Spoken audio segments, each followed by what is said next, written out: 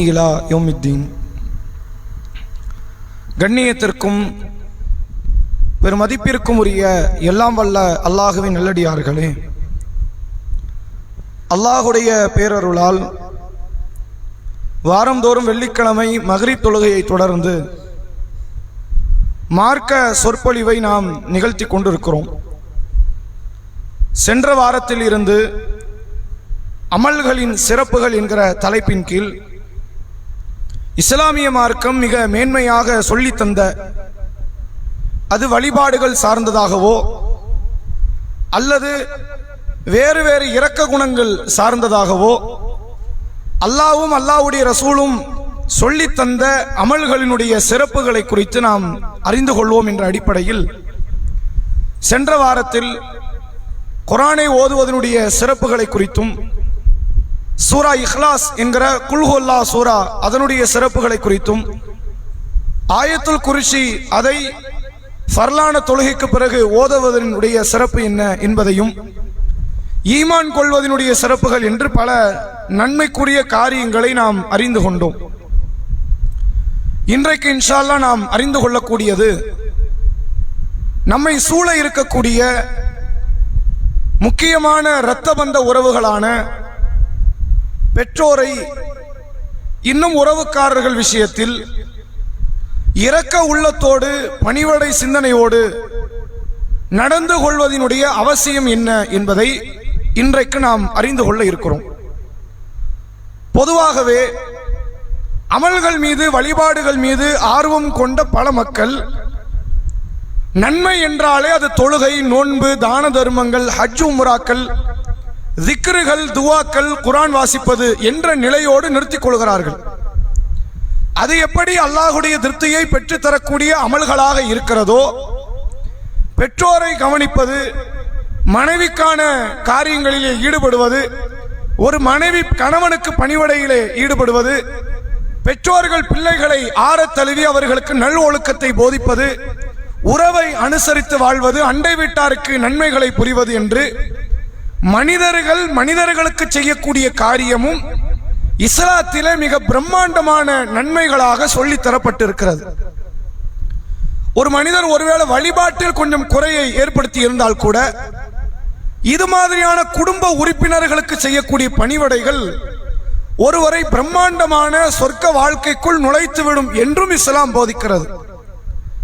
நபிகளார்கிட்ட ஒரு நபித்தோழர் வந்து கேட்கிறார், அல்லாஹ்வுடைய தூதரே, ஒரு பெண் அதிகமாக தொழுது, அதிகமாக நோன்பு நோற்று, அதிகமாக தான தர்மங்களில் ஈடுபடுகிறாள், தன் அண்டை வீட்டுக்கார பெண்ணுக்கு அநீதி இழைக்கிறாள், இவ எங்க போவான்னு கேட்கிறாங்க. ரசூலுல்லாஹ் சற்றும் யோசிக்காமல் சொன்னார்கள், இன்னஹா மின் அஹ்லின் நார், அவள் நரகத்திற்கு உரியவள். இன்னொரு பெண் இருக்கிறாள், குறைவாகத்தான் தொழுகிறாள், குறைவாகத்தான் நோன்பு வைக்கிறாள், தான தர்மங்கள் அப்படி இப்படிமா தான் இருக்குது, ஆனால் தன் அண்டை வீட்டுக்கார பெண்ணுக்கு கண்ணியம் செய்கிறாள், அவளால் முடிந்த உதவிகளை அவள் செய்து கொண்டிருக்கிறாள், இவ எங்க போவான் ரசூலுல்லாஹ் கேட்கிறாங்க. நபிகளார் சொன்னார்கள், இன்னஹா மின் அஹ்லில் ஜன்னா, அவள் சொர்க்கத்திற்குரியவள். வழிபாடுகள் நீங்கள் அதிகமே இருந்தாலும் தன்னை சூழ உள்ள மக்களுக்கு நீங்கள் அநீதி இழைத்தால் நீங்கள் நரகத்திற்குரியவர்கள் தான். வழிபாடுகளில் நீங்கள் குறைந்தே இருந்தாலும் தன்னை சுற்றி இருக்கக்கூடிய இன்ன பிற மனிதர்களுக்கு நீங்கள் நன்மை புரிந்தால் இறைவனுடைய கருணை நீங்கள் பெற்றுவிடலாம் என்ற வழிகாட்டுதலை இஸ்லாம் அதிகமாக சொல்லி இருக்கிறது. அப்படி நம்மை சூழ உள்ள மனிதர்களுக்கு நன்மை செய்வதில் மிகப்பெரிய நன்மை நீங்கள் அடைய ஆசைப்பட்டால் அதற்கான வழிகாட்டுதல் தான் பெற்றோர்களுக்கான நன்மையை புரிவது. திருமறை குர்ஆனில் சூரா பனி இஸ்ராயில் என்ற 17வது அத்தியாயம் 23வது வசனத்தில் அல்லாஹ் பேசுகிறான், வகலா ரப்புக அல்லா தஅபுது இல்லா ஈயாஹு, அல்லாஹ்வை மட்டும் வணங்க வேண்டும் என்று அல்லாஹ் கட்டளையிடுகிறான். அல்லாஹ்வுடைய முதன்மை கட்டளை எப்போதும் மனிதர்களுக்கு என்ன மட்டும்தான் வணங்கணும். ஏன்னா நான் மட்டும்தான் கடவுள், நான் தான் உன்னை படைச்சேன், உன்னை உருவாக்கினேன், உணவு கொடுக்கிறேன், உன்னை வாழ வைக்கிறேன், உன்னை சாகடிக்கிறேன், எல்லாத்தையுமே நான் தானே பண்றேன், அப்ப நீ என்னதான் வணங்கணும் என்று மனிதனுக்கு அல்லாஹ் கட்டளையிடுகிறான். முதல் கட்டளை. அடுத்த கட்டளை அல்லாஹ் சொல்கிறான், வபில் வாலிதைனி இஹ்சானன், பெற்றோர்களுக்கு நீங்கள் நல் உபகாரணம் செய்யுங்கள். அப்ப அல்லாஹ்வுக்கு வழிபடுவதை தவிர வழிபடுவதற்கு அடுத்ததாக அல்லாஹ்வை வணங்கி வழிபடுவதற்கு அடுத்த நிலையில் பெற்றோர்களுக்கான பணிவிடையை வைத்துத்தான் அல்லாஹ் குர்ஆனில் பேசுகிறான். தொடர்ச்சியாக அல்லாஹ் சொல்கிறான், இம்மா எபுலு கண்ணா இந்த கல் கிபர், அந்த பெற்றோர்களில் அஹதுஹுமா கிலாஹுமா, ஒருவரோ அல்லது இருவரோ முதுமை பருவத்தை அடைந்து உங்களோடு இருக்கிற நிலையை அடைந்தால், எல்லாருக்குமே பெற்றோர்கள் முதுமை பருவத்தை அடைகிற வரைக்கும் வாழ்ற ஒரு வாய்ப்பு இருக்குன்னு சொல்ல முடியாது. சில பெற்றோர்லாம் 40 50 போயிருவாங்க, மௌத்தாயிருவாங்க. ஒரு சில பேர் 60 கடந்து 70 கடந்து தன் வேலையை தன்னால் செய்ய முடியாது என்ற நிலையை அடைந்து சம்பாதிக்க முடியாது, மலஜலத்தை ஒழுங்காக கழிவு அதாவது போய்விட்டு அதை சுத்தம் செய்துவிட்டு வர முடியாது, உணவு உண்ண முடியாது, இப்படியான நிலையை அடைகிற வரை சிலருக்கு அல்ல ஆயுள் காலத்தை அதிகரித்து விடுவான். இம்மா எவ்வளவு கண்ண ஐந்தக்கல் கிபர் அஹதுஹுமா அவு கிலாஹுமா, இருவரோ ஒருவரோ முதுமை பருவத்தை அடைந்து உங்களிடத்தில் அவர்கள் வாழுகிற நிலையில் இருந்தால் ஃபலா தகுல்லஹுமா உஃபின், அவர்களை பார்த்து சீ என்று கூட நீங்கள் சொல்லிவிடாதீர்கள். ஒரு திட்டுறதுல ரொம்ப ரொம்ப நாகரிகமான மிகச்சிறிய வார்த்தை. இதை சொன்னா யாரும் கோபப்பட மாட்டாங்கன்னா அது சீங்கிறது. யார்கிட்டயா சொன்னா அவங்க கோபப்பட்டுருவான்னு சொல்லுங்க பார்ப்போம். யாரும் அதற்கு இந்த வார்த்தைக்கு கோபப்படுறதுலாம் யாரும் கிடையாது. பெற்றோர்களுக்கு பிள்ளைகளுக்குமான நெருக்கம்ங்கிறது ரொம்ப அலாதி நெருக்கம். ஒரு பிள்ளை பெற்றோரை பார்த்து சீன்னு சொல்லிருச்சு, அதனால பெற்றோர் மனசு வேதனை பட்டுருவாங்களா? சொன்னா சொல்லிட்டு போன்றுவான். என் பிள்ளை நீ சொல்லாம வேற யாரும் சொல்லுவான்டுவாங்க. ஆனா அந்த வார்த்தையை கூட அவர்கள் ஏற்றுக்கொள்வார்கள், நான் ஏத்துக்க மாட்டேன், நீ சொல்லாதேங்கிறான். சொல்லிட்டு அதன் தொடர்ச்சியில் அல்லாஹ் சொல்லுகிறான், ஃபலா தன்ஹர்ஹுமா, அவ்விருவரையும் நீ விரட்டாதே, வகுல் லஹுமா கௌலன் கரீமா, கண்ணியமான மதிப்புமிக்க வார்த்தையே அந்த பெற்றோர்களுக்கு நீங்கள் பயன்படுத்துங்கள். எதுக்கு வழிபாடு அல்லாஹ்வை ஏகத்துவப்படுத்தக்கூடிய காரியத்திற்கு அடுத்தபடியாக இதை மார்க்கம் சொல்கிறது, குர்ஆன் பேசுகிறது என்றால், நீங்கள் அல்லாஹ்விடத்தில் அதீத நன்மையை பெற்றுக்கொள்ள வேண்டும் என்றால் தௌஹீதுக்கு அடுத்து பெற்றோருக்கான பணிவிடையில் மட்டும்தான் இருக்கிறது. வேற எதை கொண்டும் அந்த சிறப்பை நீங்கள் பெற்றுவிட முடியாது.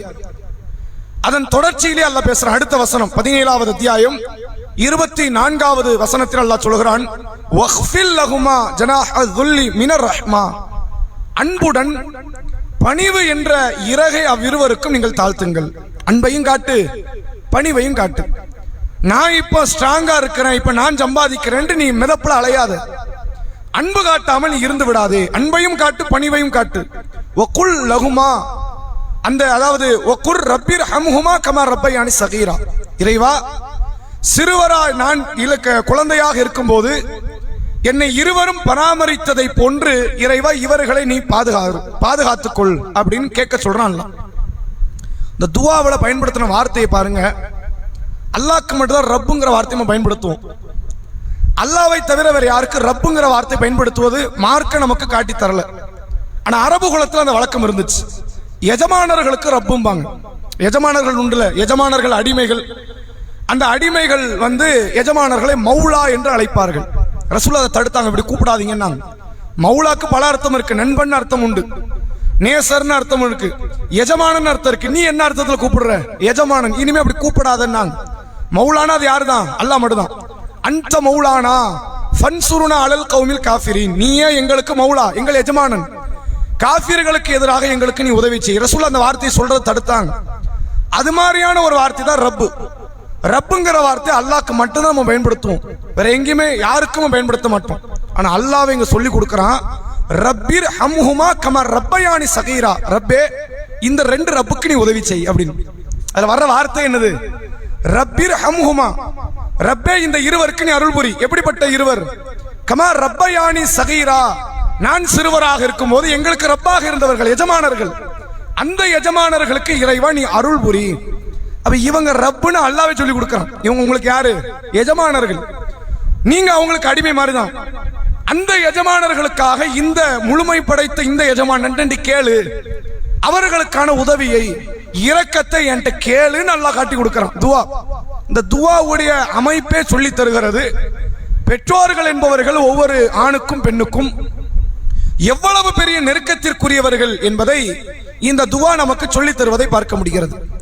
அதே போன்று குர்ஆனில் 46வது அத்தியாயம் சூரா அஹ்காஃப் 15வது வசனம், அல்லாஹ் சொல்லுகிறான், வவஸைனல் இன்சான பிவாலிதைஹி இஹ்சானன், பெற்றோர்களுக்கு நல்லுபகாரம் செய்யும்படி மனிதனுக்கு நாம் வசியத்து செய்திருக்கிறோம், கட்டாயமாக செய்ய வேண்டும் என்று.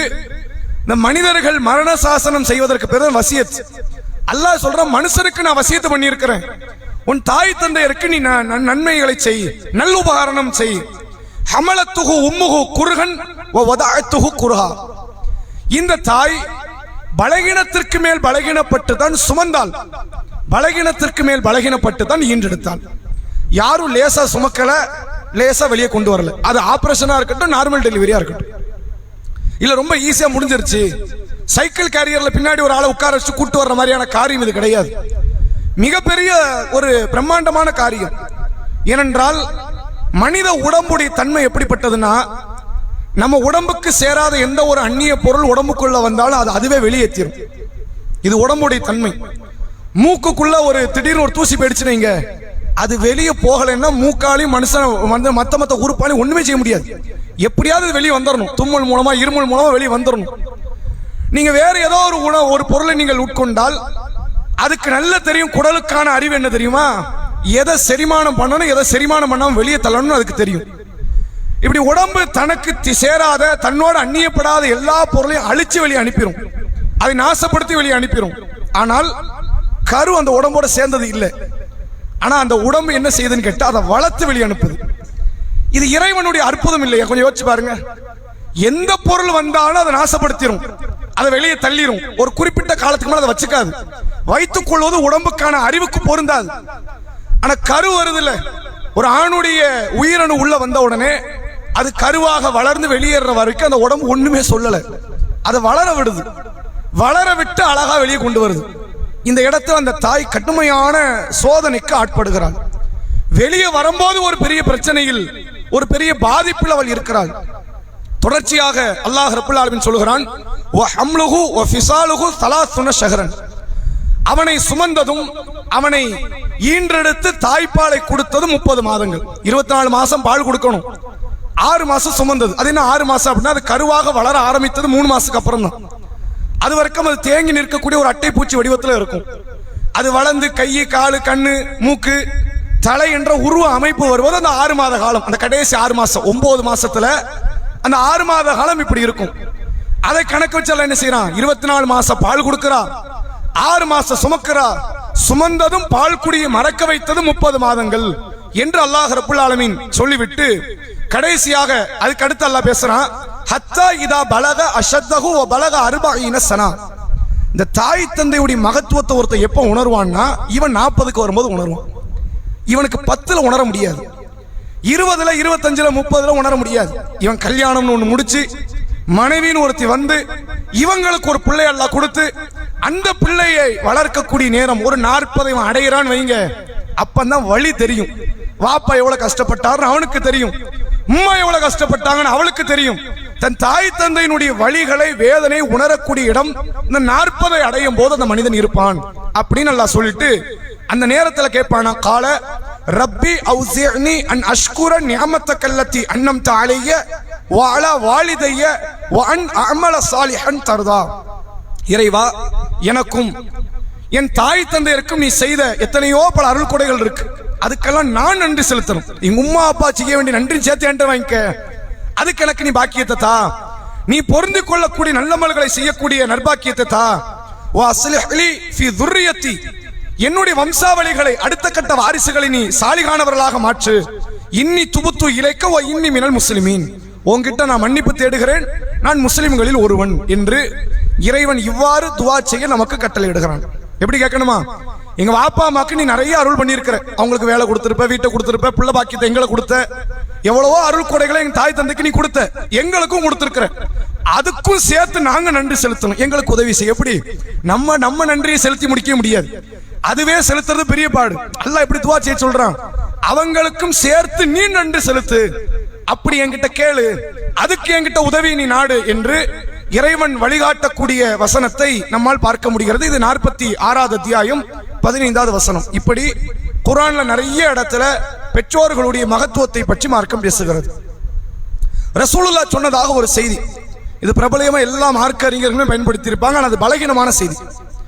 ரசூலுல்லாஹ்ட்ட ஒரு நபித்தோழர் வராங்க, வந்து என்ன கேட்கிறாங்க, அல்லாஹ்வுடைய தூதரே என்ன ஜிஹாதுக்கு நீங்க அழைச்சிட்டு போகணும், கூட்டு போங்கிறாங்க. அப்ப நபி அவர்கள் என்ன கேட்கிறாங்கன்னா, உனக்கு தாய் தந்தையர் இருக்கிறாங்களா? இதே மாதிரி சஹீஹான இன்னொரு செய்தி இருக்கு. இது ஏன் பலகீனம் அப்படின்னா அறிவிப்பால் தொடர் ரீதியாக பலகீனம். அப்ப ரசூலுல்லாஹ் என்ன சொல்றாங்க, உன் தாய் தந்தைக்கு நீ பணிவிடை செய், சொல்லிட்டு தாயின் காலடியில் தான் சொர்க்கம் இருக்கிறது. இப்படி ஹதீஸ் இருக்கு, இப்படி என்ன இருக்கு. ஆனால் அறிவிப்பாளர் தொடர் ரீதியாக பலகீனம்.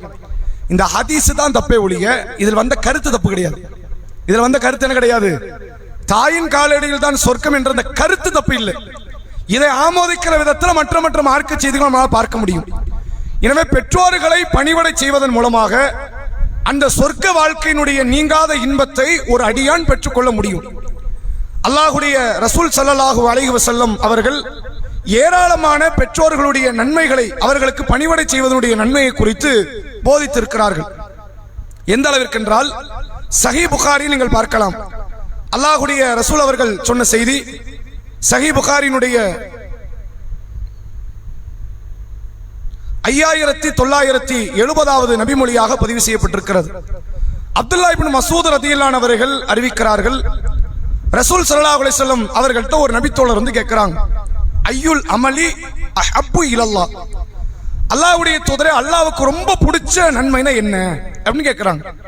நிறைய நன்மைகள் நம்ம செய்யறோம், இது பிடிச்சிருக்கும்னு அல்லாஹ்க்கு ஏதாவது டாப்ல இருக்கும்ல, முக்கியமான அமல்கள் வச்சிருப்பானு. அப்படி இறைவனுடைய நேசத்தை பெறுவதற்கான முக்கியமான அமல்கள் எது அப்படின்னு ரசூலுல்லாஹ்ட்ட இந்த அப்துல்லா இப்னு மஸ்ஊத் ரலியல்லாஹு அன்ஹு அவர்கள் கேள்வி கேட்கிறாங்க. அப்ப அல்லாஹ்வுடைய ரசூல் அவர்கள் சொன்னார்கள், ஃபர்ஸ்ட் முதல் காரியம் என்ன, ஸலாத்து அலா வக்திஹா, ஃபர்லான தொழுகையை அதற்கு உரிய நேரத்தில் தொழுது முடிப்பது. அல்லாஹ் ஆரம்ப நேரம்னு ஒவ்வொரு வக்துக்கு வச்சிருக்கிறான், முடிவு நேரம்னு ஒவ்வொரு வக்துக்கு வச்சிருக்கிறான். அந்த குறிப்பிட்ட நேரத்துக்குள்ள அந்த தொழுகை நீங்க முடிச்சிட்டீங்கன்னா அதுதான் நீங்கள் இந்த உலகத்தில் அல்லாஹ்வுக்கு செய்யக்கூடிய ஆக சிறப்பு மிக்க ஒரு அமல் என்று ரசூலுல்லாஹ் சொல்றாங்க. சும்மா ஐயுன், அவர் அதோட நிக்கல, அடுத்து எதுன்னு கேட்கிறார். ரசூலுல்லாஹ் சொல்றாங்க, பிர்ருல் வாலிதைன், பெற்றோர்களுக்கு நல் உபகாரணம் செய்வது அடுத்த இரண்டாவது சிறப்புக்குரிய காரியம். அவர் மீண்டும் கேட்கிறார், சும்மா ஐயுன், பிறகு எது அல்லாஹ்வின் தூதரே? ஜிஹாதுன் ஃபீ சபீலில்லாஹ், அல்லாஹ்வுடைய பாதையில நீங்கள் யுத்தம் செய்வது. இறை பாதையில் யுத்தம் செய்வது என்றால் அநியாயத்திற்கு எதிராக நியாயத்தை நிலைநாட்டுவதற்காக உயிரே போனாலும் பரவாயில்லை என்று ஒரு ஆட்சியாளனுடைய தலைமையின் கீழ் நீங்கள் யுத்தம் புரிவதற்கு பெயர் மட்டும்தான் ஜிஹாதுன் ஃபீ சபீலில்லாஹ், அல்லாஹ்வுடைய பாதையில் யுத்தம் செய்வது. ஆட்சியாளர் இல்லைனாலோ, நீங்க அநியாயத்துக்கு போராடினாலோ, நியாயத்தை எதிர்த்தாலோ யுத்தம் பண்ணா அது எப்படி வராது, அல்லாஹ்வின் பாதையில போரிட்டதா வராது, இது அநியாயத்துக்கு போரிட்டதாக வரும். அப்படி மார்க்கம் காட்டி தருது. ரசூலுல்லாஹ் இந்த செய்தியில சொல்லுகிறார்கள், அல்லாஹ்வுக்கு மிக பிரியத்திற்குரிய அமல் தொழுகையை அதற்குரிய நேரத்தில் நிறைவேற்றுவது, பெற்றோருக்கு நல் உபகாரணம் செய்வது, அல்லாஹ்வுடைய பாதையில நீங்கள் போர் தொடுப்பது, போரிடுவது என்று நபிகள் நாயகம் ஸல்லல்லாஹு அலைஹி வஸல்லம் அவர்கள் சொல்லியிருக்கிறார்கள். அதே போன்று ரசூலுல்லாஹ் சொன்ன இன்னொரு செய்தி நீங்கள் பார்க்கலாம். சஹீஹ் புகாரினுடைய 5971, நம்ம 70 அந்த செய்தி பார்த்தோம். அடுத்த செய்தி புகாரி ரஹிமஹுல்லாஹ் அவர்கள் அடுத்தடுத்த தொடர் செய்திகளை இந்த தாய் தந்தையருடைய சிறப்பை பற்றி மட்டுமே பதிவு செய்திருக்கிறார். இரண்டாவது செய்தியாக ஒரு நபித்தோழர் ரசூலுல்லாஹ்ட்ட வராங்க, வந்து என்ன கேட்கிறாங்க, மன் அஹக்குன் நாசி பி ஹுஸ்னி சஹாபத்தி, சஹாபா என்றால் தோழமை கொள்வது என்று அர்த்தம். இப்ப ரசூலுல்லாஹ்வுக்கு சஹாபாக்கள்னா கொள்ள பிரியம். சஹாபாக்களுக்கு ரசூலுல்லாஹ்னா உயிரை விட மிக நேசத்திற்குரிய ஒரு நபராக அவங்க பார்த்தாங்க. இந்த ஒரு உறவுக்கு பேர் தான் சஹாபா. இது கணவன் மனைவிக்கு மத்தியில சஹாபாங்கிறது உண்டு. கணவன் மனைவினா வெறும் கணவன் மனைவி என்ற உறவு மட்டும் இல்லை, அந்த நேசம் அவர்களுக்குள்ள ஒரு தோழமை உருவாக்கும். தந்தை மகனாக இருப்பார்கள், நேசம் ஒரு தோழமை உண்டாக்கும். அதே போன்று வந்து தாய் மகள் இருப்பாங்க, நேசம் என்னாக்கும், ஒரு தோழமையாக்கும். ரசூலுல்லாஹ்ட்ட வந்து இந்த நபித்தோழர் கேட்கிறாரு, மன் அஹக்குன் நாசி பி ஹுஸ்னி சஹாபத்தி, மனிதர்களிலேயே நான் யாரோடு தோழமை கொள்வதற்கு அதிக தகுதி படைத்தவர்கள், யாரு கூட சேர்ந்து இருக்கலாம், ரொம்ப தோழமையோடு இருக்கலாம். இந்த நபித்தோழர் வந்து பெற்றோர் குடும்பம் அதெல்லாம் எதிர்பார்த்து கேட்கல, பொதுவா நீங்க சொல்லுங்க யாரு கூட நான் ஃப்ரெண்ட்ஷிப்பா இருக்கிறது எனக்கு சிறந்தது அப்படின்னு கேட்கிறாங்க. ரசூலுல்லாஹ் என்ன சொல்றாங்க, அந்த நபித்தோழர் எதிர்பார்க்காத பதில் இது. உம்முக்க, உன்னோட உம்மாங்கிறாங்க. உங்க உம்மா தான் யாரு, உனக்கு மிக நெருக்கத்திற்குரியவளாக இருக்க வேண்டும். ரசூலுல்லாஹ் இந்த பதில் வந்தோன்னு சரி ரெண்டாவது இடம் வேற ஆளாவது இருப்பாங்க கேட்போம். சும்மமன் அல்லாஹ்வின் தூதரே, அல்லாஹ்வின் தூதரே அடுத்த இடம் யார்? ரெண்டாவது யாரு? சும்ம உம்முக்க, ரெண்டாவது உன் உம்மா தான். சும்மமன் பிறகு யார்? சும்ம உம்முக்க, மூணாவது உங்க உம்மா தான். சும்மமன் பிறகு யார்? சும்மா அபூக்க, பிறகு உன்னுடைய தந்தை. ஒருவேளை அந்த நபித்தோழர் அடுத்து கேட்டிருந்தா அடுத்து யார் பேர் வந்திருக்குன்னு தெரியாது. அந்த நபித்தோழர் 4 கேள்வியோட முடிச்சிட்டார். நான் யாரோடு இந்த உலகத்தில் அதிக நட்பை பேணுவது? உன் தாய், பிறகு யார்? உன் தாய், பிறகு யார்? உன் தாய், பிறகு யார்? உன் தந்தை. 4 இடத்துல ரசூலுல்லாஹ் அர்த்தம் குறிப்பிட்டாங்க. மனைவியோ, கணவரோ, பிள்ளைகளோ அல்லது மற்ற நட்பு வட்டாரங்களோ யாரையுமே ரசூலுல்லாஹ் சொல்லல. நீ நட்பு கொள்வதற்கு அதிக தகுதி படைத்தவர் உன்னுடைய தாய், தாய், தாய், உன்னுடைய தந்தை என்று நபி அவர்கள் இந்த இடத்துல சொல்லித் தருவதை பார்க்க முடிகிறது. இன்னைக்கு முஸ்லிம்களாக வாழக்கூடிய நம்மவர்கள் பல நேரங்களில் பல வழிபாடுகளில் ஆர்வம் செலுத்தக்கூடிய இடத்தில் உள்ளவர்கள் நாம். ஆனால் இந்த பெற்றோர்களை ரொம்ப கேர்லெஸ்ஸா விட்டுருவோம். இந்த கேர்லெஸ்ஸா விடுறோங்கிறத தாண்டி அவர்களை நோவினைப்படுத்தி துன்பப்படுத்துகிற இடத்திலும் இன்றைக்கு பெற்றோர்களை பிள்ளைகள் மதிக்கக்கூடிய இடத்தில் இருக்கிறாங்க. நோவினைப்படுத்துவதுதான் அவர்களுடைய நோக்கம். துன்பப்படுத்துவது, அவர்களை பெருமளவில் கண்ணீரிலும் கவலையிலும் ஆழ்த்துவது, இது மாதிரியான மனநிலையில பிள்ளைகள் மாறிக்கொண்டிருக்கிறார்கள். ஆனால் உண்மையில் மாற்று மத அன்பர்கள் எல்லாம் புகழக்கூடிய இடத்தை தான் நம்ம சமுதாயத்தில் வச்சிருக்காங்க. மாற்றம் இல்லை. நம்ம சமூகத்துல தான் ஊருக்கு ஊர்ல முதியோர் இல்லம் கிடையாது. இங்க முதியோர் இல்லம்னு ஒண்ணு இருந்துச்சுன்னா யாருக்காக இருக்கும்? புள்ள மௌத்தா இருப்பான், அந்த பெற்றோரை பார்க்க ஆள் இருக்காது, அவங்களுக்கு தான் முதியோர் இல்லம். அப்படி அல்லது பிள்ளைகள் அவர்களை காப்பாற்றவே 4 பேர் வேணும். நோயாளியாகவோ மூல வளர்ச்சி இல்லாதவர்களாகவோ ஊனமுற்றவர்களாக இருப்பாங்க. அவனுக்கு நம்ம ஏன் சுமையா இருப்போம், நம்ம ஏதாவது ஒரு முதியோர் இல்லத்துல போய் இருந்துக்கும் அப்படின்ற மாதிரி இடத்துல இருப்பாங்க. ரொம்ப ரொம்ப சொற்பமான இடங்கள் மட்டும்தான் தாய் தந்தையை விரட்டி விடுறது, அடித்து துன்புறுத்துவது, நாசப்படுத்துவது என்பது விரல் விட்டு எண்ணக்கூடிய நிகழ்வை மட்டும் தான் பார்க்க முடியும். ஆனால் இந்த பணிவிடை போதுமா? நம்ம கூடுமான வரைக்கும் செய்கிறோம், அது கரெக்ட் தானா அப்படின்னா இஸ்லாமிய மார்க்கம் அதை நமக்கு ஆர்வமூட்டல. அதை விட கூடுதலாக செய்யத்தான் சொல்லுகிறது. ஒரு முறை ரசூலுல்லாஹ் தூங்கி கொண்டிருக்கிறாங்க. தூக்கத்துல ரசூலுல்லாஹ்க்கு அல்லாஹ் வஹி செய்தி கொடுப்பான். சொர்க்கத்தை காட்டுவது, நரகத்தை காட்டுவது அப்படிலாம் ரசூலுல்லாஹ்க்கு நிறைய இடத்துல தூக்கத்துல நடந்திருக்கு. ஒரு முறை நபி அவர்கள் தூங்கி கொண்டு இருக்கும்போது திடீர்னு விழிக்கிறாங்க. கடுமையான பயம், முகமெல்லாம் சிவந்து விடுகிறது. நபி அவர்கள் சொன்னார்கள், லா இலாஹ இல்லல்லாஹ், அல்லாஹ்வை தவிர வணக்கத்துக்கு வேறு யாரும் இல்லை. அரபுகளுக்கு ஒரு கேடு வந்துருச்சுன்னாங்க. யாஜூஜ் மாஜூஜ் என்ற கூட்டத்தவர்கள் தங்களுக்குரிய தடுப்பு சுவரை உடைத்துக் கொண்டு வெளியே வர இருக்கிறாங்க. ஒரு குறிப்பிட்ட அளவு ஓட்டையை போட்டுட்டான், சீக்கிரத்துல வரப்போறோம், அது அரபுகளுக்கு ஒரு கேடு நாங்க ரசூலுல்லாஹ் தூக்கத்துல வந்த செய்தி இது. அது மாதிரி தூக்கத்துல அல்லாஹ்வுடைய ரசூல் அவர்கள் ஆயிஷா நாகியினுடைய அந்த அறையில் தங்கி கொண்டிருக்கும் போது திடீரென்று தூக்கத்தில் சிரித்துக் கொண்டே அல்லாஹ்வுடைய ரசூல் அவர்கள் எழுகிறார்கள். எழுந்து சொல்லுகிறார்கள், நோமான் என்ற நபித்தோழர் ஹாரிசா பின் நோமான் அவருக்குரிய இடத்தை அடைஞ்சிட்டாரு. ஹாரிசா பின் நோமான் அவருக்குரிய இடத்தை அடைந்து விட்டார். இதை சொல்லிக்கிட்டே ரசூல் எந்திக்கிறாங்க. ஆயிஷா நாயகி கேட்கிறாங்க, அல்லாஹ்வின் தூதரே அவர் என்ன இடத்தை அடைஞ்சாரு? அவர்னா ஹயாத்தா இருக்கிறார். அவர் எப்படி இருக்கிறாரு? ஹாரிசா பின் நோமான்கிறவர் ஹயாத்தா இருக்கிறார். ஹயாத்தா இருக்கிறவர் என்ன சொர்க்கத்தை அடைஞ்சார்? ரசூலுல்லாஹ் காலத்துல நிறைய பேர் ஹயாத்தா இருக்கும்போது ரசூலுல்லாஹ் சொர்க்கத்துல பார்த்திருக்கிறாங்க. பிலால் ரதியல்லாஹு அன்ஹு பார்த்திருக்கிறாங்க. உம்மு சுலைம் என்று அழைக்கப்படுகிற ருமைஸா ரசூலுல்லாஹ் பார்த்திருக்காங்க. சொர்க்கத்துல அவர்களை பார்த்ததாக நபி அவர்கள் சொல்லி இருக்கிறாங்க. அது மாதிரி இந்த ஹாரிசா பின் நோமான் என்ற நபி தோழர் ரசூலுல்லாஹ் பார்த்திருக்கிறாங்க. அப்ப இவர் தன் தாய் தந்தைக்கு செய்த பணிவிடையின், தாய்க்கு செய்த பணிவிடையின் காரணமாக சொர்க்கத்தை அவர் அடைந்து விட்டார். சொர்க்கத்தில் அவர் குர்ஆனை ஓதிக்கொண்டிருக்கிறார் அப்படின்னாங்க ரசூலுல்லாஹ். குர்ஆன் ஓதுவதோ தொழுவதோ சொர்க்கத்துக்கான அமல் கிடையாது. மார்க்க அதை யாரும் வலியுறுத்த போறது இல்லை. அவர்களாக விரும்பி செஞ்சா அது யாரையும் தடுக்க போறதும் கிடையாது. ஏன்னா அல்லாஹ் விவசாயம் செய்ய அனுமதி கொடுக்கறாம்ல. விவசாயம் செய்ய ஒரு நபித்தோழர் ஒரு நபர் அல்லாஹ் கிட்ட சொர்க்கத்தில் அனுமதி கேட்கும் போது அல்லாஹ் அனுமதி கொடுக்கறான். யாருக்கும் அங்க எதுவும் தடையெல்லாம் கிடையாது. அவங்க விருப்பப்பட்ட காரியத்தை அங்க செய்து கொள்ளலாம். அங்கே இந்த ஹாரிசா பின் நோமான் என்ற நபித்தோழர் குர்ஆனை வாசித்துக் கொண்டிருக்கிறார். அவர் சொர்க்கத்தை அடைஞ்சது அவங்க உம்மாக்கு செஞ்ச பணிவிடை. நாங்க ரசூலுல்லாஹ் தாய்க்கு தந்தைக்கு நீங்கள் பணிவிடை செய்வதனால், அவர்கள் மனம் நோகாத அடிப்படை நீங்கள் நடந்து கொள்வதனால், அவர்கள் திருப்தியை பெறுவதற்கு நீங்கள் துடிப்பதனால் சொர்க்கத்தை இலகுவாக பெற்றுக் கொள்ளலாம் என்று அல்லாஹ்வுடைய ரசூல் அவர்கள் நமக்கு கட்டளையிடுகிறார்கள். யோசிச்சு பாருங்க, இது அமல்னு நம்ம யாரையும் நினைப்பது கிடையாது. இது அமல், அல்லாஹ்க்கு செய்யக்கூடிய தொண்டு, அல்லாஹ் கிட்ட பெறக்கூடிய சிறப்புகளுக்கான அடித்தளம் இது. அப்ப இதுல கொஞ்சம் ஆர்வப்படணும் அப்படின்னு யாரும் பார்க்கறது இல்லை. நம்ம அமல் நம்ம எதை தான் பார்க்கிறோம்? லட்சத்தை போட்டு ஹஜ் பண்ணணுங்கிறது தான் அமலா பார்க்கிறோமே தவிர உம்ரா செய்ய வேண்டும் என்பதைத்தான் அமலாக பார்க்கிறோம். அப்படிங்கறத தவிர தாய் தந்தைக்கு பணிவிடை செய்ய வேண்டும் என்பதை இங்க யாரும் அமலாக பார்ப்பது கிடையாது. அதுல பெரிய வேதனை என்னன்னா, இந்த ஊர்ல நம்ம பார்க்கிற நிகழ்வு தாய் மட்டும்தான் முக்கியம், தந்தை முக்கியம் இல்லைங்கிற போதனை செய்யப்படுது. இதை யாராவது இங்க மறுக்க இயலுமா? பொதுவா எந்த தாய் தந்தையுமே எந்த தந்தையாவது பிள்ளைய வளர்க்கும் போது உங்க உம்மால நீ மதிக்காத, என்ன மட்டும் பாரு, நான் தான் உனக்கு காசெல்லாம் கொடுக்கறேன், நீ என்ன மட்டும் பாரு, உங்க உமா மதிக்காத, நீ எந்த வாப்பாவும் பிள்ளைக்கு போதிக்கிறது இல்லை. ஆனா வளர்ந்ததுக்கு அப்புறம் தாய் தான் முக்கியம்னு பையன் போறான், தாய் தான் முக்கியம்னு பொண்ணும் போறா. அப்ப தந்தை எதுக்கு இவ்வளவு நாள் பயன்படுத்தி விட்டு தூக்கி எறியறதுக்கா? நீங்க உண்மையிலே தூக்கி எறியறதா எப்ப எரிஞ்சிருக்கணும். ஒரு பிள்ளை வாப்பாவை தூக்கி எறியறதா எப்படி எறியணும்? நம்ம 10 வயசுலயும் 8 வயசுலயும் துணிமணிக்கு தாய் தந்தை கிட்ட கையேந்திர நிலையில, சாப்பாடுக்கு தந்தை கிட்ட கையேந்திர நிலையில இருக்கும் போது எனக்கு வாப்பா வேண்டாம் ஒண்ணு வேண்டாம் சொல்லிட்டு போயிருக்கணும். அப்ப அது நியாயம்னு ஒரு பேச்சுக்கு வச்சுக்கலாம். எல்லா திடகாத்திரத்தையும் அடைஞ்சு படிப்புல உயர்வை அடைந்து தனக்குரிய உத்தியோகத்தை பெற்று தனக்கான சொத்து மதிப்பை அதிகப்படுத்திட்டு உம்மா நீ வா, வாப்பா நீ வராது அப்படின்னா இதை விட ஒரு நயவஞ்சகத்தனம்னு ஒண்ணு உண்டா? இந்த ஊர்ல நிறைய வயது முதிர்ந்த பெற்றோர்களுக்கு மத்தியில் சண்டை வரும்.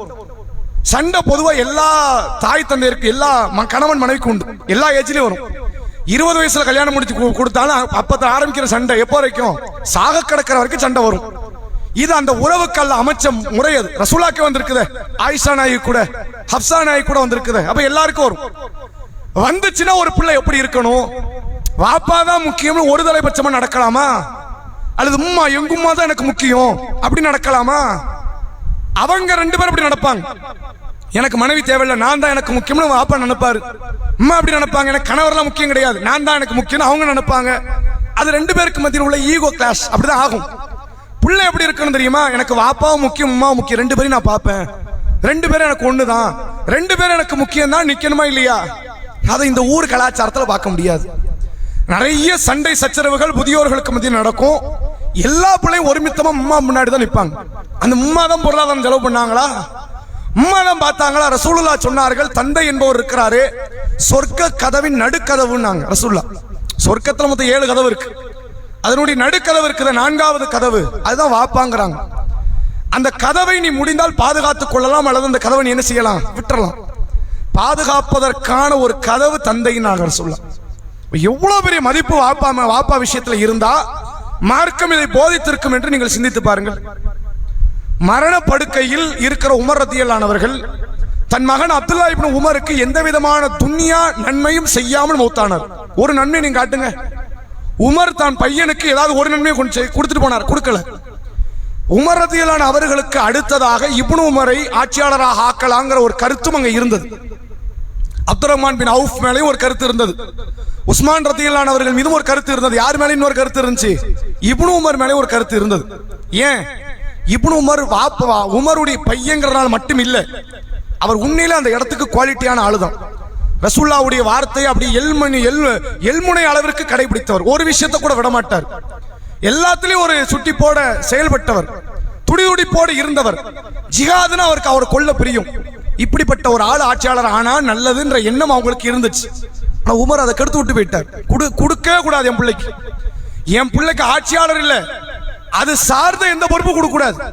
நீங்க என்ன செய்யலாம்? பிள்ளைய வேணா மஷூரா கூப்பிட்டுக்கலாம், எப்ப இதை செய்யலாமா? ஊர்ல பொதுவா ஒரு முக்கியமான காரியத்தை நடத்தும் போது முக்கியஸ்தர்கள்ட்ட சில பேர்ட்ட கருத்து கேட்பாங்கல்ல. என் பிள்ளை நபி கூட பல வருஷம் இருந்திருக்கான், அப்ப நபி கூட இருந்து பல ஜிஹாதுல ஈடுபட்டதுனால அவனுக்கு 4 நல்ல செய்திகள் தெரியும், மார்க்க கருத்துக்கள் தெரியும். மஷூராக்கு கூப்பிட்டு உட்கார வைங்க பிள்ளைய, எது கூப்பிடாதீங்க. ஆட்சி பொறுப்பு தாரோம், நிர்வாக பொறுப்பு தாரோம் தராதீங்க. தர்றத கூட உமர் ரலியல்லாஹு கெடுத்து விட்டுட்டு போனாங்க. ஆனாலும் கூட தன் தந்தை மரணித்த பிறகு தந்தை சுவனத்துக்கு தேவையான பெரும் பெரும் நன்மை அடைஞ்சிட்டு தான் போனார். எதுல அவர் குறை வச்சாரா? ஒரு காரியத்தில் சொல்லுங்க பாப்போம். உமர் ரலியல்லாஹு தொழுகையில குறை, நோன்புல ஒண்ணுத்துல குறை கிடையாது. என்னென்ன செய்ய முடியுமோ அத்தனை சக்திக்கு மேலேயே செஞ்சுட்டு மௌத்தானவர் தான் உமர் ரலியல்லாஹு அவர்கள். ஆனால் அந்த உமர் மரணத்திற்கு பிறகு அந்த உமர் ரலியல்லாஹு அவர்களுடைய மகனார் அப்துல்லா இப்னு உமர் ரலியல்லாஹு அவர்கள் தன் தந்தைக்கு ஏதாவது இன்னும் நன்மை சேர்க்க முடியுமாங்கிறதுக்கு போராடினார். தந்தையினுடைய மகத்துவத்தை உணர்ந்தவர்கள். எந்த சொத்தையும் கொடுக்கல, மௌத்தாகும்போது கடனை ஏத்திட்டு போயிட்டார். நான் இவ்வளவு கடன் வாங்கிட்டேன், 10 வருஷம் ஆட்சி பண்ணேன், ஆட்சியில இருந்து 10 பைசா நான் பொருளாதாரம் எடுக்கல, அப்ப குடும்பத்தை ஓட்டுறதுக்கு நான் சாப்பிடுறதுக்கு என்ன செய்யணும்? கடன் தான் வாங்கணும். நான் கடனை வாங்கி இருக்கிறேன், அதுவே இவ்வளவு தங்க காசு இருக்குது, நீ அடைச்சிருப்பான்னு புள்ள தலையில கடனை போட்டு மௌத்தாயிட்டார்.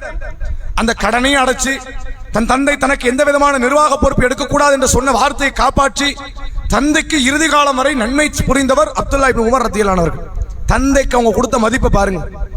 இங்க என்ன நிலைமை, என்ன லட்சணம்? வாப்பா நமக்கு முக்கியமே கிடையாது. யார் தான் முக்கியம்? உம்மா மட்டும் தான் முக்கியம். உம்மா மூலமா மட்டும் தான் வந்தோமா? நம்ம என்ன மரியம் அலைஹிஸ்ஸலாம் உடைய பிள்ளை ஈசா அலைஹிஸ்ஸலாமா? எனக்கு வாப்பாவே கிடையாதுங்க, நாங்க உம்மா மூலமா வந்துட்டோம். அப்படியா?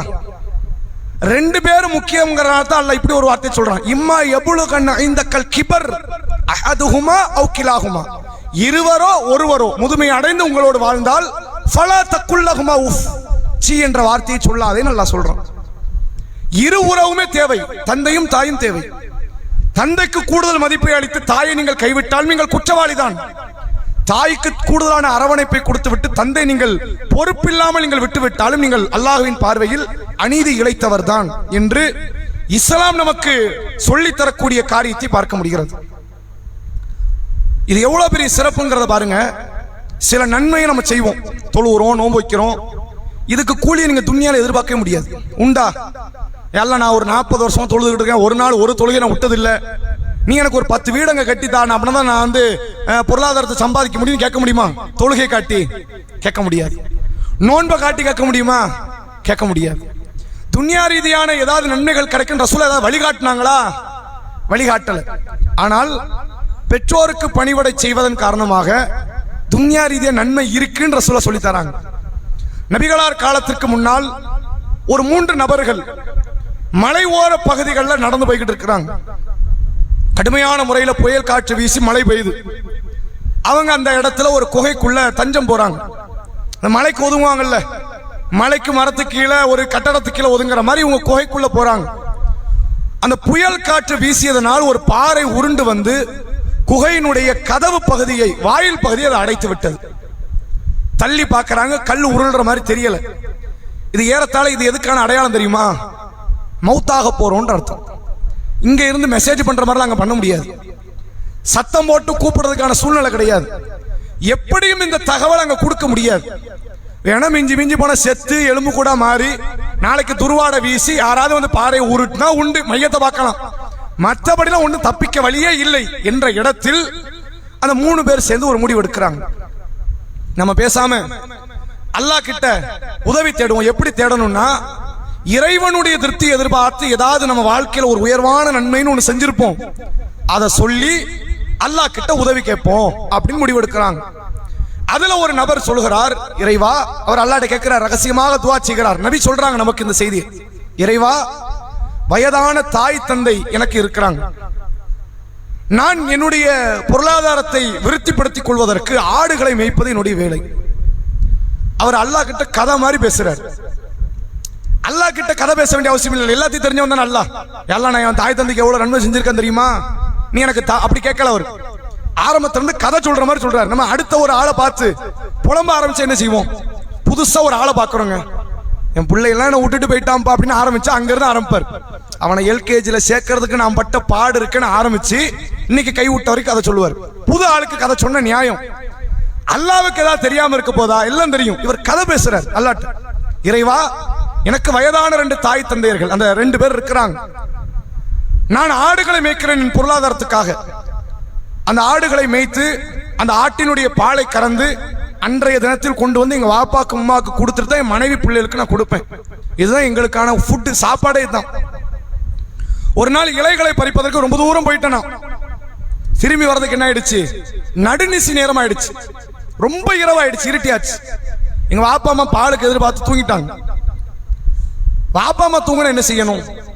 சரி, அவங்க தூங்கிட்டாங்க, பசி எடுத்து எந்திக்க போறாங்க, பிள்ளைகளுக்கு கொடுப்போம்னு கொடுத்துருக்கணும். குறைஞ்சபட்சம் வாப்பா அம்மாவை சத்தம் கொடுத்து எழுப்பி இருக்கணும். எழுப்புறது பாவமா?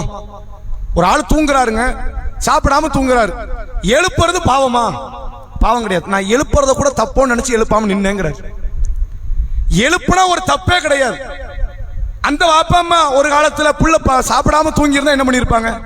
எழுப்பி இருப்பாங்க, சாப்பிட்டுட்டு படுறான்னு இருப்பாங்க. உலகத்துல எல்லா பிள்ளை விஷயத்திலும் வாப்பா அம்மா அதான் பண்ணுவாங்க. இவர் என்ன பண்றாரு, நான் தாய் தந்தை தூங்குறத கூட எழுப்புறத நான் பாவோன்ற அர்த்தத்துல, அந்த எண்ணத்துல நான் எழுப்பாம தலைப்பக்கத்துல நிக்கிறேன். என் பிள்ளைகள பசியில இருக்குது, என் மனைவி பசியில இருக்கிறா, என் தாய் தந்தையை கவனிப்பதற்காக நான் நிக்கிறேன். சுபுகு நேரம் வந்துருச்சு. அதுக்கப்புறம் தான் எந்திரிச்சு அவங்க குடிக்கிறாங்க, பிள்ளைகளை குடிக்குது, மனைவி குடிக்கிறான் பாலை. இந்த காரியத்தை நான் செஞ்சேன். எதுக்கு செஞ்சேன்? உன் திருப்தியை பெறுவதற்கு செஞ்சேன் இறைவா. அது உண்மைனா இந்த கதவை எங்களுக்கு திறந்து விட்டுன்னு கேட்கிறார். அதே மாதிரி அடுத்த 2 பேர் கேட்கிறாங்க. இன்னொருவர் கற்பொழுக்கத்தை குறித்து பேசுகிறார், இன்னொருவர் தன்னுடைய நேர்மை குணத்தை குறித்து பேசுகிறார். அல்லாஹ் அந்த கதவை திறந்து விடுறான். கொஞ்சம் யோசிச்சு பாருங்க, நிகழ்கால அற்புதம் இது. நீங்க தொழுதா மறுமையில உங்களுக்கு கூலி, நோன்பு வச்சா மறுமையில கூலி, ஹஜ் பண்ணா மறுமையில கூலி. துன்யால என்ன கூலி அதை பத்தி மார்க்கம் சொல்லல. துன்யாக்கள் இதுக்கு என்ன கூலி? அல்லாஹ் குர்ஆன்ல சொல்றான், மை யுரீது துன்யா, யார் ஒருவர் இந்த உலகத்தை எதிர்பார்க்கிறாரோ அவருக்கு நாம் அதை வழங்குவோம். சவாபத் துன்யா, உலகத்தினுடைய கூலி எதிர்பார்த்தால் உலக கூலி வழங்குவோம். ஒமை யுரீது சவாபல் ஆகிரா, மறுமை கூலி நீ எதிர்பார்த்தால் அவருக்கு மறுமை கூலி நம்ம கொடுப்போம் அப்படின்னு அல்லாஹ் குர்ஆன்ல சொல்றான். அப்ப அமலை செஞ்சுட்டு என்ன கூலி தான் எதிர்பார்க்கணும்? ஆகிரத்துடைய கூலி தான் எதிர்பார்க்கணும். நான் தொழுதுட்டு நான் பெரிய வணக்கசாலி என்ன புகழுங்கன்ற கதை முடிஞ்சிருச்சு. நீங்க எந்த கூலியை துன்யால எதிர்பார்த்தாலும் உங்களுக்கு அது வழிபாட்டு கிடைக்காது. ஆனா ரசூல்லா காட்டி தராங்க, இந்த அமலை செஞ்சுட்டு அவர் துன்யா ரீதியான ஒரு காரியத்தை, ஒரு உதவியை கேட்கிறாரு. அல்லாஹ் என்ன செஞ்சான்? நான் ஏன்டா உன்னை கொடுக்கணும்னு சொல்லல, உதவி செஞ்சான். அப்படிப்பட்ட ஒரு அமல் எது? தாய் தந்தையருக்கு பணிவுடை செய்த ஒரு காரியம்னு மார்க்கம் காட்டி தருது. இப்ப இதுக்கு நிகரான ஒரு நன்மைக்குரிய அரண் ஒண்ணுமே இல்லை. அப்படி ஒரு செயலே கிடையாது.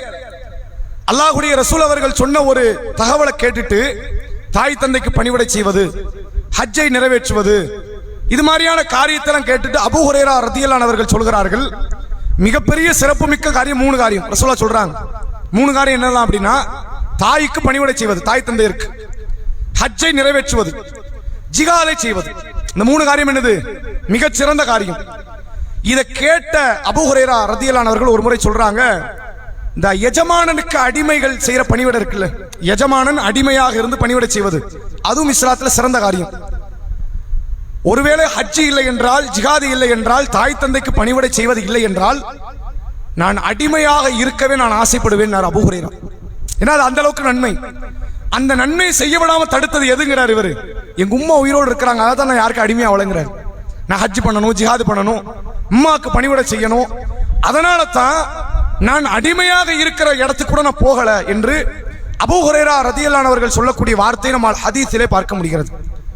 அதே போன்று ஒரு முறை அபூ ஹுரைரா ரலியல்லாஹு அவர்களுடைய தாயார், அந்த தாய் இஸ்லாத்தை ஏத்துக்கிறது கொஞ்சம் காலம் எடுத்தது. ஆரம்பத்தில் அவங்க இஸ்லாத்தை ஏத்துக்கல, இவர் ஏற்றுக்கொள்ளக்கூடிய நேரம். அந்த தாயுடைய வளமையான பழக்கம் என்ன தெரியுமா? இவர் தொழுகைக்கு போனா அந்த தாய் கடுமையான கோபம். வீட்டுல சும்மா இருந்து சாப்பிட்டு கொண்டு இருந்துட்டா பிரச்சனை இல்லை. இந்த மார்க்க ரீதியான காரியத்தை செய்யற, மார்க்க ரீதியான பேச்சு பேசுறேன்னு இந்த அம்மா கடுமையான கோபம் வந்துடும். கோபத்துல யாரு திட்டுவாங்க? அபூ ஹுரைரா திட்டதே கிடையாது. நம்ம பெத்த பிள்ளை இல்லை, நம்ம பெத்த பிள்ளை நம்ம ஏன் திட்டணும்? நான் நபியை திட்டுவேன் திட்ட ஆரம்பிச்சிருவாங்க. கடுமையான வார்த்தை, என்னென்ன வார்த்தையெல்லாம் சொல்லக்கூடாதோ எல்லா வார்த்தையும் சொல்லி நபியை திட்டுவாங்க. ஒரு நாள் அதே மாதிரி திட்டுறாங்க. அபூ ஹுரைரா அழுதுகிட்டே வராரு.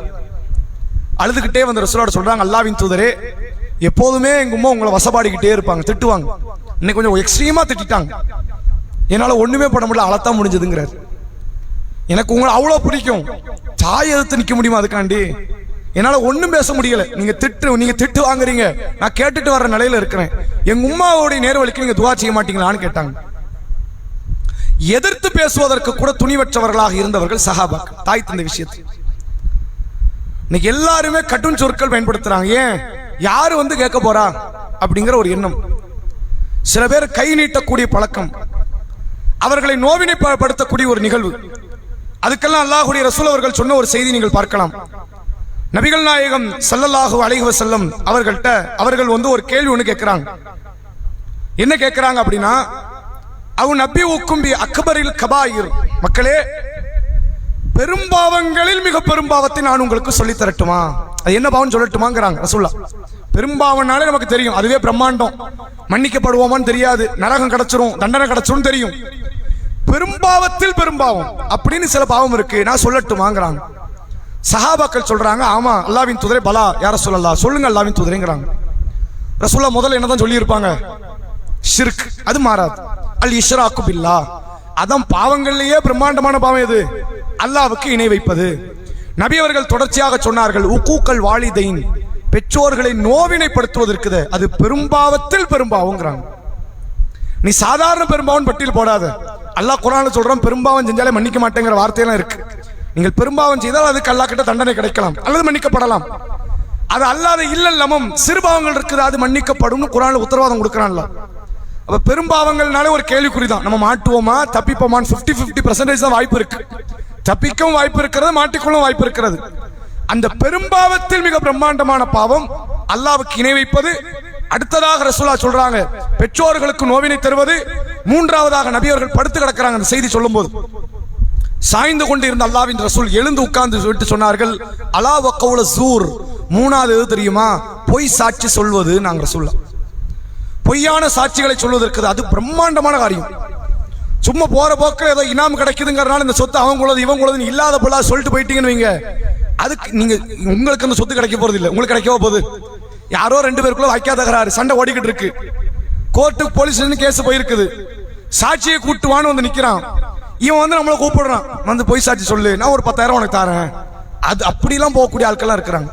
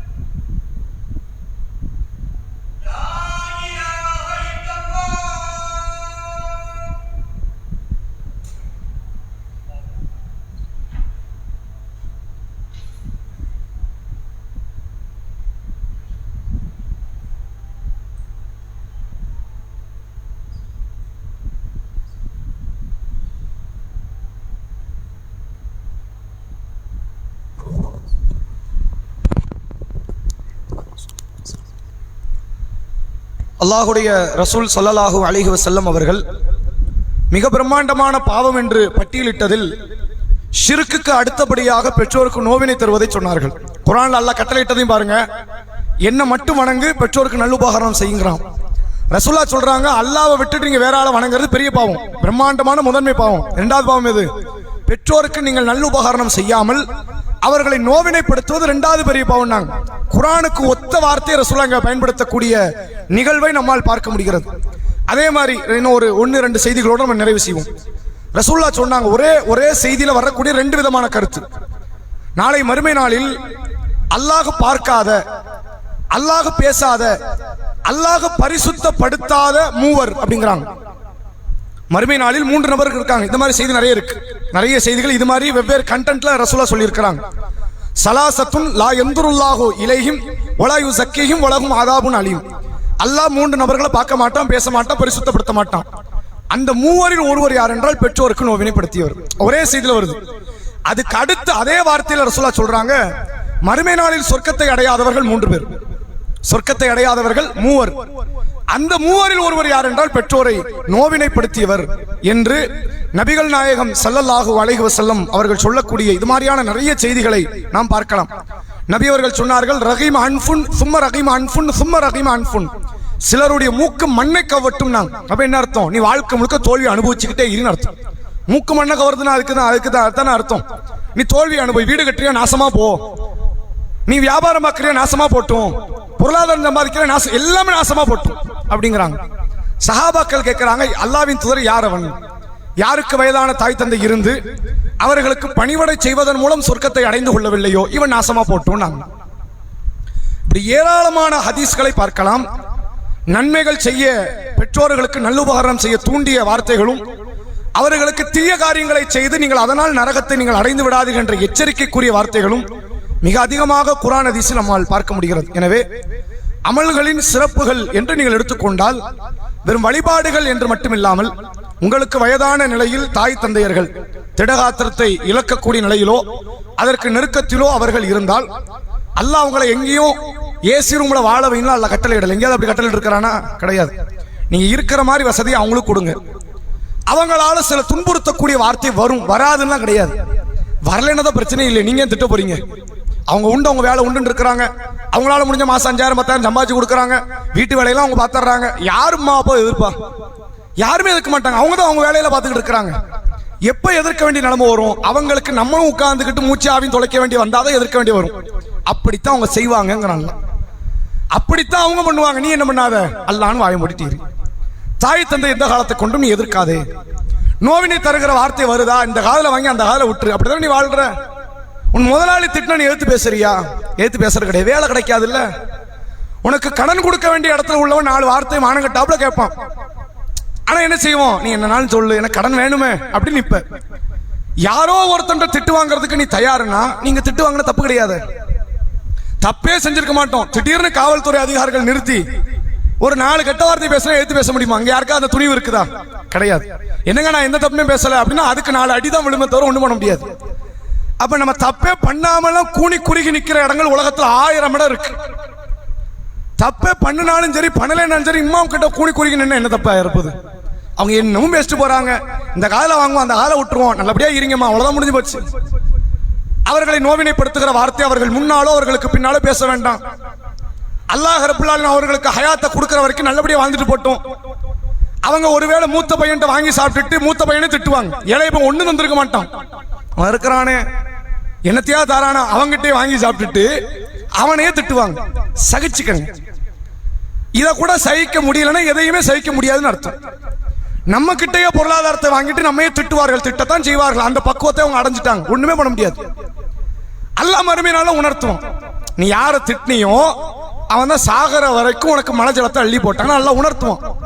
அதனால தாய் தந்தைக்கு தண்டனை கிடைக்க போதா? இல்ல. இது அறிவு பேதலிச்சதுனால இப்படிதான் நடக்கும். அது அவங்களுக்கு தண்டனை இல்லை, குற்றம் இல்லை. உங்களுக்கும் குற்றம் கிடையாது. நீங்கள் பொறுத்து கொண்டு போங்க. இது செய்யறது பிரம்மாண்டமான காரியமே கிடையாது, சாதாரண விஷயம். கூடவே இருக்க போறீங்க. என்னால என் சக்திக்கு உட்பட்டு மாத்திரை மருந்து வாங்கி கொடுக்க போறேன், என் சக்திக்கு உட்பட்டு சாப்பாடு வாங்கி கொடுக்க போறேன், என் சக்திக்கு உட்பட்டு உடையை வாங்கி கொடுக்க போறேன். என்னமா நல்லா இருக்கல, சாப்பிட்டீங்களா, கொண்டீங்களா, நல்லா இருக்கல, தூங்கியாச்சு, முடிஞ்சு போச்சு. இது எது வரைக்கும்? அவங்க இன்னும் 50 வருஷம் வாழ போறாங்களா? உங்க ஹயாத்தை தாண்டி வாழ போறாங்களா? கண்டிப்பா கிடையாது. எந்த அம்மா அப்பா அப்படி இல்லை. ரொம்ப அரிதாவன பார்க்கலாம். நம்ம ஹயாத்துக்கு முன்னாடி அவங்க போய் சேர்ந்துருவாங்க. வஃபாத்துக்கு முன்னாடியே கண்டிப்பா மூத்தாவ போறாங்க. எல்லாருக்கும் தெரியும். அது வரைக்கும் தான் அந்த பணிவுடன் புரிந்து கொள்ளுங்கள். துன்யாவே நம்ம அப்படித்தானே கடக்கிறோம். பல சோதனைகள் வரும். நம்ம என்ன நினைப்போம்? எல்லாம் கொஞ்ச நாள் அல்ல ரூஹ எடுத்துட்டா சொர்க்கத்துல போய் வாழ போறோம்னு நினைக்கிறோமா இல்லையா? அதே மாதிரி தாய் தந்தை விஷயத்துல நினைச்சா என்ன தப்பு? 1008 விமர்சனம் வைக்க வேண்டிய காரியம் இருந்தாலும் வாயை மூடிட்டு இருந்தது. தவறான ஒரு வார்த்தையை நீங்கள் பேசிவிடாதீர்கள். அது உங்கள் மறுமை வாழ்க்கையை நாசப்படுத்தக்கூடிய ஒரு நிகழ்வு வரும். என்ன துன்புறுத்தல் தரட்டும். ஒருவேளை துன்புறுத்தல் அதிகமாவது ஒதுங்கி கூட நின்னாலும் நிற்போமே ஒளி என்ன செய்யக்கூடாது?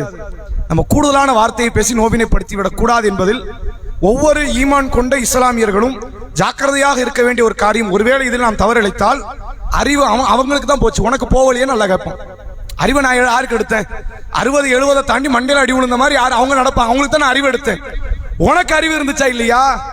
உனக்கு அறிவில்லாத நேரத்தில் அவங்க அறிவோட தானே செயல்பட்டாங்க. நீ மனஜலத்தை கழிச்ச, மேனியில பூசுன, உனக்கு அப்ப அறிவு இல்ல. அவங்க அறிவோட எப்படி செயல்பட்டாங்க? நீ கேடு கட்டு நாசமா போன விட்டு போனாங்களா? உனக்கு அப்ப அறிவு இல்ல, அவங்களுக்கு அப்ப அறிவு இருந்துச்சு, கரெக்டா நடந்தாங்க. இப்ப அவங்களுக்கு அறிவு இல்ல, உனக்கு அறிவு இருக்கு, நீ கரெக்டா நடக்கணுமா இல்லையா?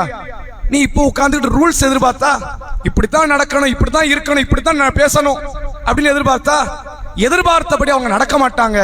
நீ அவர்களுக்கு ஏற்றவாறு மாறிக்கொள் என்பதை இறைவன் சொல்லக்கூடிய கட்டளையாக பார்க்க முடிகிறது. இதில் ஒருவர் கணக்கச்சிதமாக தாய் தந்தையினுடைய மரணம் வரை ஒருவர் செயல்படுவாரே ஆனால் அவர் மற்ற அமலை பத்தி கவலைப்பட வேண்டியதே இல்லை. நான் அவ்வளவு தொழுவலையே, தஹஜ்ஜத்துல ஆர்வப்படலையே, நான் உபரியான நோன்பெல்லாம் பெருசா வைக்கலையே, ஏதோ ஃபர்ல கொஞ்சம் அப்படி பார்த்து பூசனாப்புல செஞ்சுட்டு போயிருக்கிறோம் அப்படின்னா கூட இறைவனிடத்தில் சாதாரண சோனம் அல்ல, உயர்வான சொர்க்கத்தை கூட அவர் அடையலாம் தாய் தந்தைக்கு செய்த அந்த பணிவிடையின் மூலமாக. எனவே இதை ஒவ்வொரு ஆணும் செய்வதற்கு முயற்சி செய்யுங்கள். ஒவ்வொரு பெண்களுமே தன்னுடைய தாய் தந்தை எவ்வாறு கவனிக்கிறார்களோ தன் கணவனுடைய தாய் தந்தை விஷயத்திலும் அதிகமான மதிப்பை நீங்கள் செலுத்துங்கள். இது வேற யாருக்கான நன்மை இல்லை, உங்கள் கணவனுக்கான நன்மை. மாமனார் மாமியாரை கவனிக்கிறதுங்கிறது யாருக்கு செய்யற நன்மை? தன் கணவனுக்கு செய்யற நன்மை. ரசூலா கணவனுக்கு பணிவிடை செய்ய சொன்னாங்கல்ல, எந்த அளவுக்கு ரசூலா போதிச்சாங்க? காலில் விழ சொன்னா கூட நான் கட்டளை இட்டிருப்பேன், ஆனா நான் தடுத்துட்டேன்ட்டாங்க ரசூலா. காலில் விழவே அனுமதிக்கப்பட்ட அளவுக்கான ஒரு உறவு, அப்படி ஒரு வழிகாட்டப்பட்ட ஒரு உறவு. அந்த உறவு சொர்க்கம் போக ஆசைப்பட்டா அந்த உறவை பெற்ற தாய் தந்தை நீங்கள் பணிவிடை செய்தாகும். பல பெண்கள் இந்த ஊருடைய கலாச்சார வித்தியாசம் இல்லை, அதனால கேள்வியெல்லாம் வரும். மாமனார் மாமியாரை கவனிக்கிறதுக்கு ஹதீஸ்ல ஆதாரம் இருக்குதா, குரானில் இருக்கிறதா அப்படின்னு கேள்வி வரும். மாமனார் மாமியாரை கவனிக்க குரான்ல ஆதாரம் இல்லை. சரி, மாப்பிள்ளையை தான் வீட்டுல வச்சுக்க மட்டும் குரான்ல ஆதாரம் இருக்குதா? ஒரு பேச்சுக்கு நீங்க இது குரான்ல ஆதாரம் இல்லை நான் செய்ய மாட்டேன்னா மாப்பிள்ளையை தான் வீட்டுல வச்சுக்க ஆதாரம் கிடையாது. அதுக்கு எங்க ஆதாரம் இருக்கு? நான் வீட்டை விட்டு வெளியே வரணும். அப்ப அது ஆதாரம் இல்லைனாலும் எனக்கு இதுதான் சௌகரியம் இருக்கிற மாதிரி தன் மாப்பிள்ளையினுடைய தாய் தந்தையை கவனிக்கிறதுல என்ன பிரச்சனை வந்துட போகுது? அது என்ன பாதிப்பை தரப்போகுது? எந்த மாப்பிள்ளையினுடைய தாய் தந்தையும் தடகாத்திரம் இருக்கும் போது உங்களுக்கு இடையூறு தர்றது இல்லை, தந்தாலும் சகிச்சுக்கங்க. நாளைக்கு திடகாத்திரத்தை இழக்கும் போது மௌத்து வரைக்கும் காப்பாத்திருங்க. அதுக்கு உங்களுக்கு கிடைக்கிற பிரம்மாண்டமான கூலியை அல்லாஹ்விடத்தில் நாளை மறுமையில் நீங்கள் மனமகிழ்ச்சியோடு பெறுகிற ஒரு பாக்கியத்தை அல்லாஹ் தருவான். துன்யாங்கிறது இப்ப அழிஞ்சிரும், ஒரு நிமிஷம் இருக்காது. நீங்க உங்களை பெரிய அளவுல மதிப்பு மிக்கவர்களாக பாக்குறீங்க, செத்து போய் 2 நாள் ஆயிட்டுனா நம்ம நார ஆரம்பிச்சிருவோம். நம்ம அப்படி ஒரு நிலையில தானே இருக்கிறோம். மலத்தையும் ஜலத்தையும் சுமந்து கொண்டு இருக்கக்கூடிய இடத்துல இருக்கிற நாம மற்றவர்களோடு, அதுவும் நம்மளை விட வயதில் மூத்தவர்கள், நம்மை விட பக்குவத்தில் உயர்ந்தவர்கள், அவர்கள் முதுமையின் காரணமாக அறிவை இழந்து நிற்கிறார்கள் என்றால் அவர்கள்ட்ட போட்டி போடுறது எந்த விதத்தில் நியாயமாகும்? இந்த போட்டின்னு போட்டா நமக்கு சம வயசுல உள்ளவன்ட்ட ஒரு போட்டி போட்டா நியாயம். அப்படி போட்டிங்கிறது ஒரு ஆரோக்கியமா இருக்கும். அது சரியா தப்பாங்கிறது ரெண்டாவது. தனக்கு தான் வயசே இல்லை, தன்னை விட 20, 30, 40 வயசு தாண்டி இருக்குது, அவங்களோட சண்டையிடக்கூடிய மகன்கள், மகள்கள், மருமகன்கள், மருமகள்கள், இவர்கள் அல்லாஹ்வுக்கு பயந்து கொள்ளட்டும். இவர்கள் விஷயத்தில் செய்யக்கூடிய பணிவிடையில் குறை வைப்பார்களே ஆனால் அல்லாஹ்விடத்தில் கடும் தண்டனைக்குரியவர்களாக நீங்களும் மாறுவீர்கள் என்பதை இந்த தருணத்தினுடைய எச்சரிக்கையாக சொல்லி இந்த உரையை நிறைவு செய்கிறேன். வாஹிர் நான் அல்ஹம்துலில்லாஹி ரப்பில் ஆலமீன். அஸ்ஸலாமு அலைக்கும் வரஹ்மத்துல்லாஹி வபரகாத்துஹு. 8:20 இன்ஷாஅல்லாஹ் இஷாவுடைய ஜமாத். நாளைக்கு நேரடி கேள்வி பதில் நிகழ்ச்சி இன்ஷா அல்லாஹ். நாளைக்கு குர்ஆன் ஹதீஸ்ல இருந்து கேள்வி இல்லை, நேரடியாக உங்களுக்கு சந்தேகத்திற்கான பதில் அளிக்கப்படும்.